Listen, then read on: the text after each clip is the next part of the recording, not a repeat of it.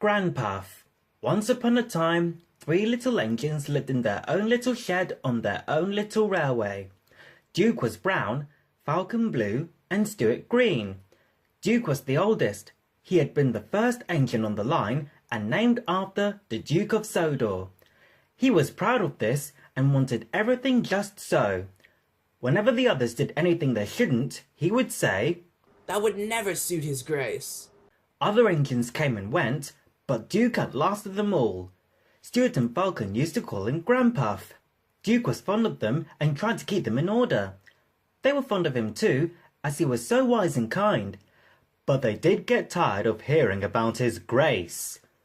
Sometimes they would wink at each other and chant solemnly, "Engines come and engines go, Granpuff goes on forever." "You impertinent scallywags," Duke would say indignantly. "Whatever are young engines coming to these days?" Never mind, Granpuff, we're only young ones. "Well, you better mind, unless you want to end up like number 2. Ooh, Granpuff, whatever happened? Number 2 Said Duke. was American and very cocky. He rode roughly and often came off the rails. I warned him to be careful. "Listen, bud," he drawled. "In the States, we wouldn't give a dime about a few spills." "What we do here," I said, but he just laughed. But he didn't laugh when Manager took away his wheels and said he was going to make him useful at last. Why? What did he do? He turned him into a pumping engine. He's still there behind our shed. Stuart and Falcon were unusually good for several days. Stuart and Falcon became useful engines, and all 3 were happy together for many years. But hard times came. The mines closed one by one, and the engines had little work to do. At last, their line was closed, and people came to buy the engines.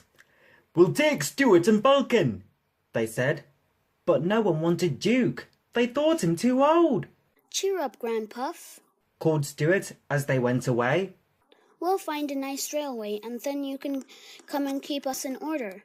They all laughed bravely, but not one of them thought it would ever come true.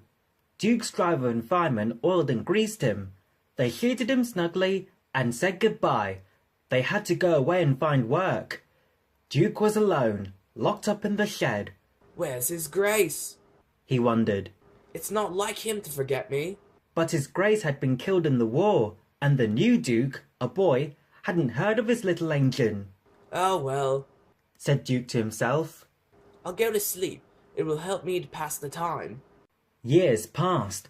Winter torrents washed soil from the hills over the shed. Trees and bushes grew around. You wouldn't have known a shed was there, let alone a little engine asleep inside it. Have you guessed about Stuart and Falcon? Yes, you're quite right. They came to the Thin Controller's railway. He gave them new coats and new names. Stuart became Peter Sam and Falcon Sir Handel. They preferred their new names. That was a long time ago, but they never forgot Granpuff and often talked about him when alone. They were excited to hear that the Duke was coming to Skarloey and Rhaenyra's 100th birthday, but most disappointed with the Duke who actually came, for he was only a man.